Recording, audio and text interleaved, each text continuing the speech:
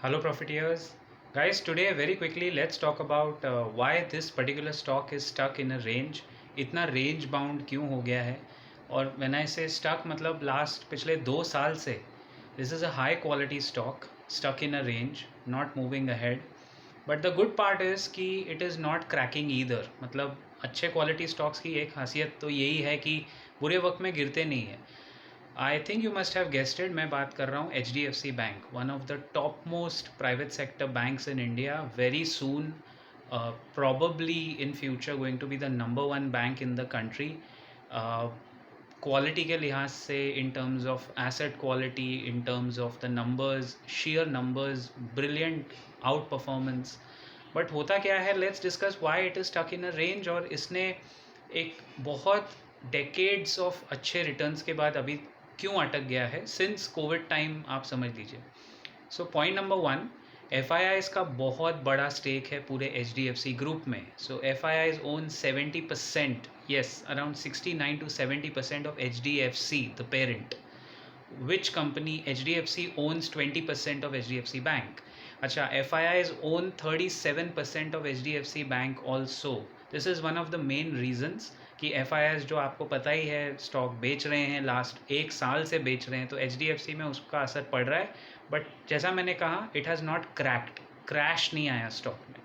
Second reason could be that banking index में जो बाकी अंडर परफॉर्मर्स है और बैंक निफ्टी के वॉलेटाइल मूवमेंट की वजह से ये स्टॉक भी काफ़ी हद तक सफ़र करता हुआ दिखता है. And probably a third reason could be that banking system पूरा जो इंडिया का है वो एक तरह से क्लीन होता जा रहा है. It's becoming very cleansed. एक तरह से क्लेंजिंग हो रही है पूरे बैड डेट्स की, और डी लेवरेजिंग का साइकिल चल रहा है. जो लास्ट 2-3 साल, यानी IL&FS का जो प्रॉब्लम हुआ था उसके बाद से ये गुड थिंग शुरू हुआ कि एक तरह से banks realise that giving away unsecured loans जितना हो सके कम करना चाहिए. In fact bad debt and debt on the books clean करना चाहिए. तो पहले कैसा होता था कि लेवरेजिंग साइकिल होती थी कि आप लोन ले लेके अपना धंधा बढ़ाओ. आज ओवरऑल कॉर्पोरेट इंडिया में डी लेवरेजिंग हो रही है. डी लेवरेजिंग मतलब पहले मेरा डेट क्लियर करो भाई, बाद में बाकी सब बातें बाद में, let me be debt free first. So उस वजह से क्या होता है, H D F C bank holds a lot of influence on the Nifty में बहुत बड़ा वेटेज है, बैंक निफ्टी में बहुत बड़ा वेटेज है. एफ आई आई उसको बेचते जा रहे हैं.